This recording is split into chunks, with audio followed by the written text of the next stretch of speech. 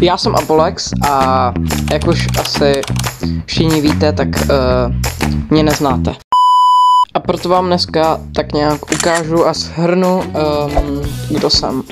Takže když už mé jméno znáte, tak bych přeskočil k Bravku a tam mám 62 000 trofejí, což si myslím, že je celkem dobrý.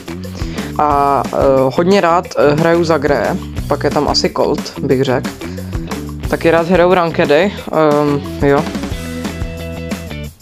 A co bych vám ještě řekl, hraju od 2019, akorát tady ten účet, na kterém hraju skoro furt, tak mám od 2021, neboli od ty sezóny, což je mi celkem líto, ale tak nedá se nic. A abych přešel k tomu, jakoby třeba reálný život a tak teďkom budu hrát florbal a samozřejmě mám rád celkem fotbal a i bojový sporty. Bohužel fotbal ani bojový sporty nedělám.